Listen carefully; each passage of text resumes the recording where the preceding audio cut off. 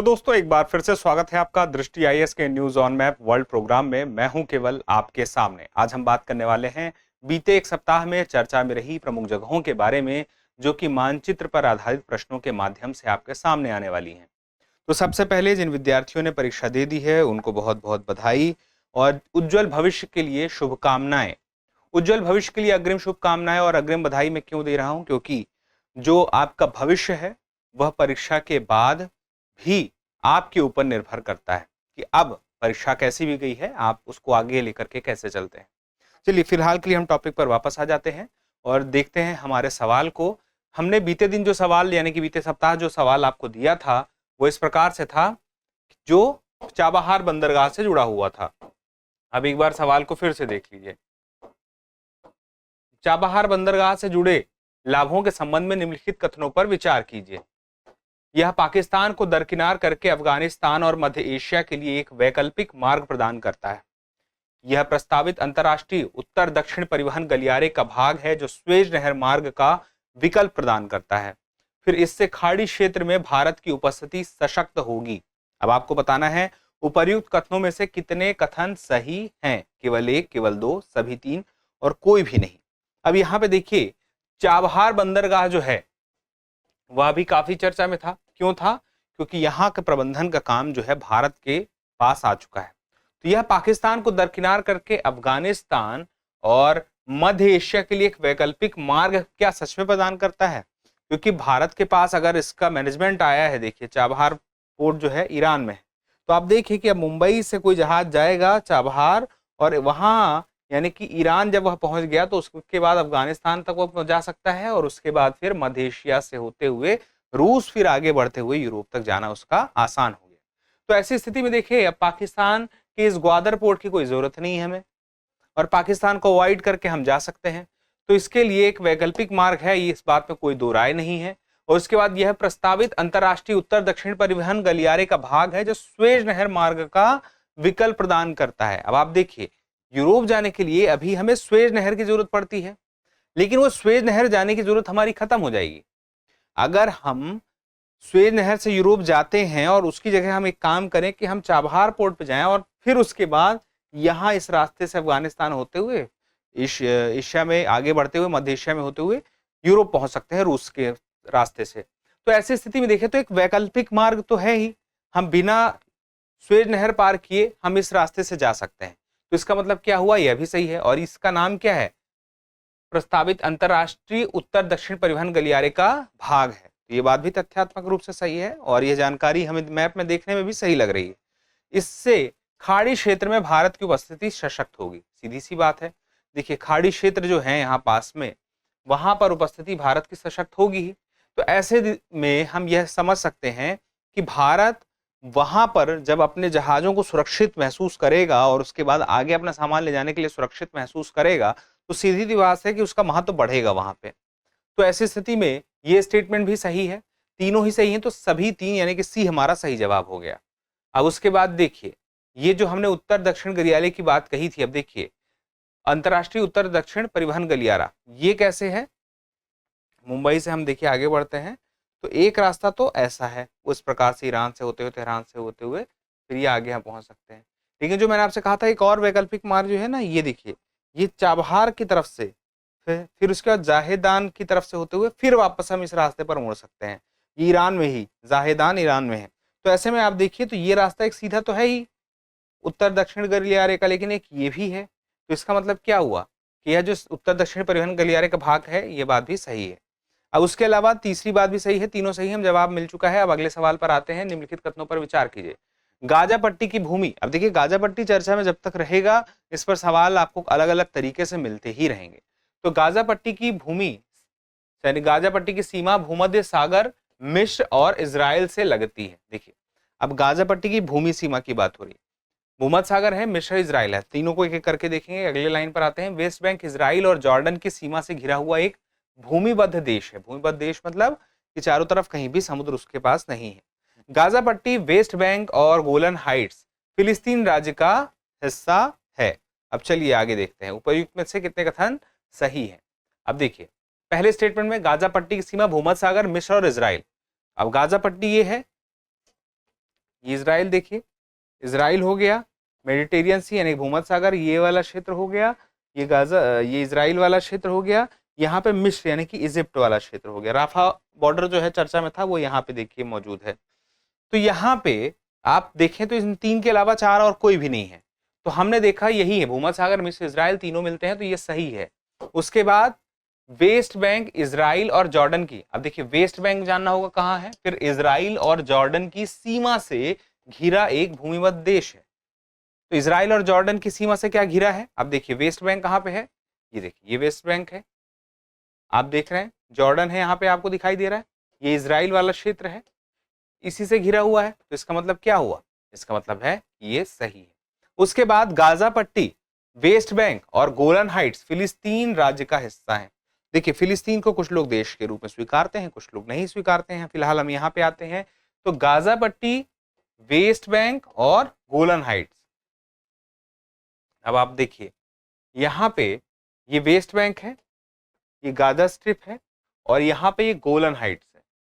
ये तीनों क्या फिलिस्तीन के राज्य के रूप में माने जाते हैं, जिनके द्वारा माने जाते हैं? तो ऐसा नहीं है। देखिए जो गोलन हाइट्स है ये सीरिया का भाग था, जिस पर इजराइल ने कुछ दशक पहले अपना स्थान स्थापित कर लिया है।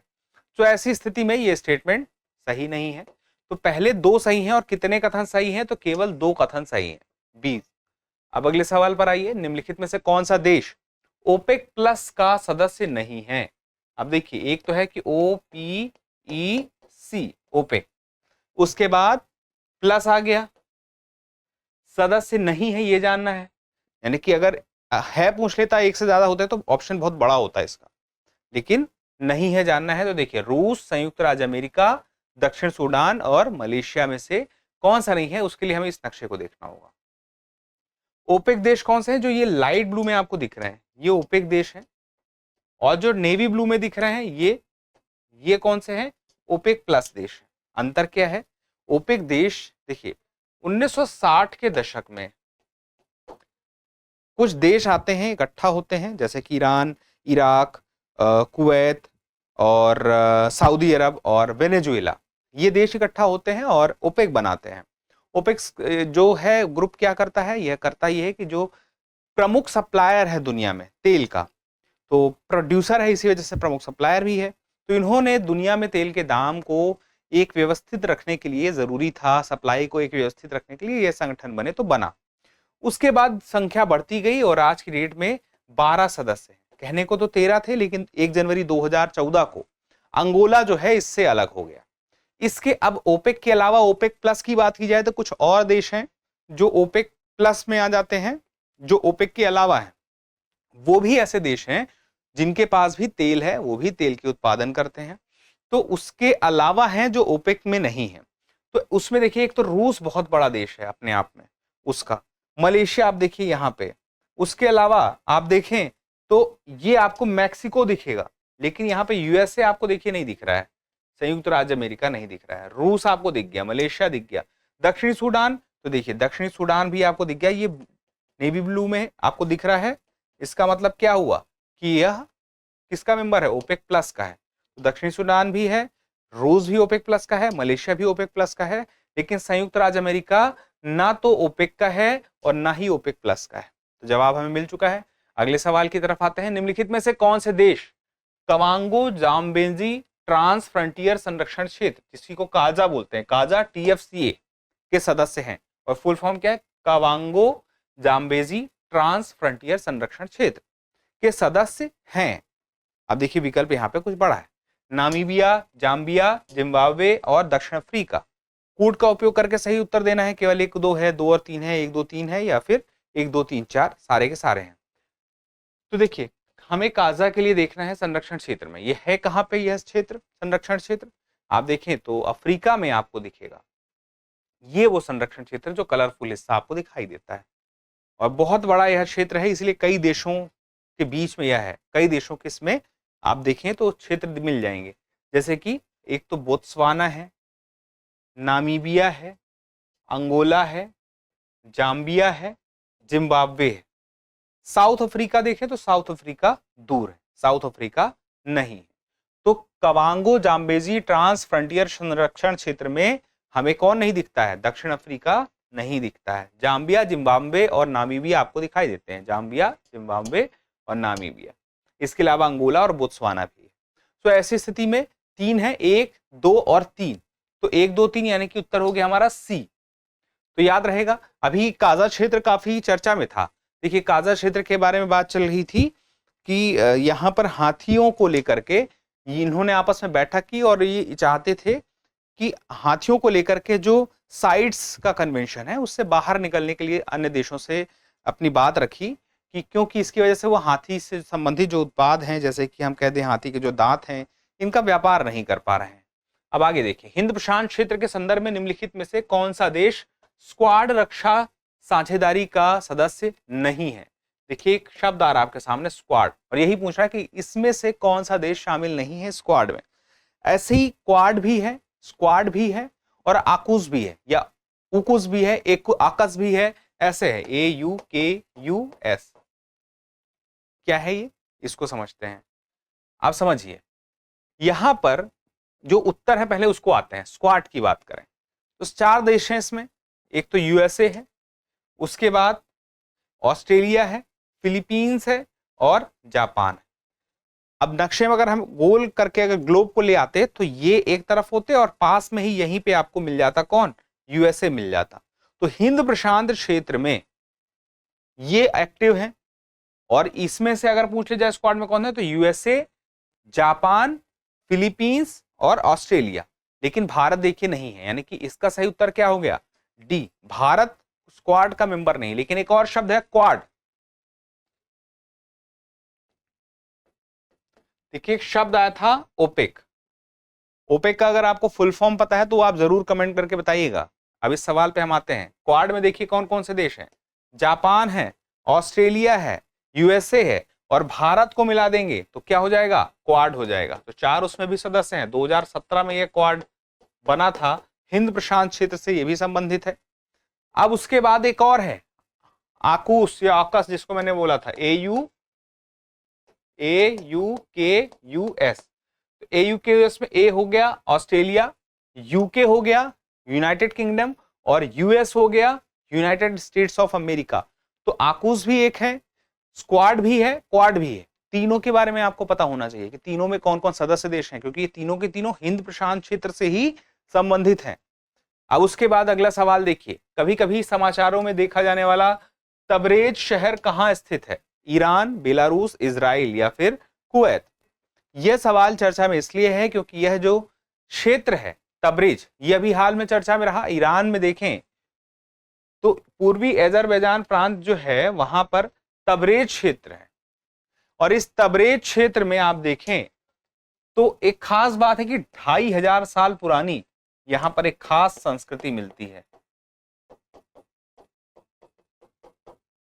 इस खास वजह से, इस खास 2500 साल पुरानी संस्कृति की वजह से इस्लामिक देशों का जो संगठन है उसके द्वारा इसे एक विशेष महत्व का एक पर्यटन का क्षेत्र घोषित किया गया 2018 में। तो इस बात का ध्यान रखिएगा, तबरेज कहां पे है?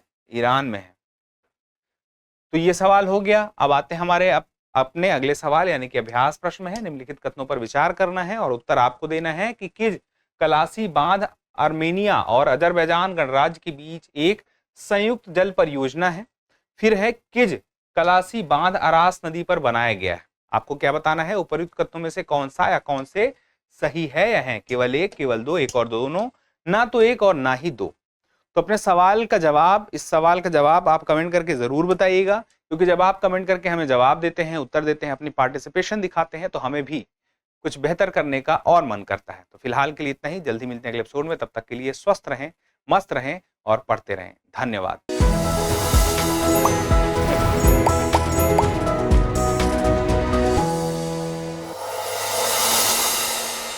डियर व्यूअर्स, अपने एग्जाम की तैयारी को और बेहतर करने के लिए हमारे चैनल को लाइक, शेयर और सब्सक्राइब करना न भूलें।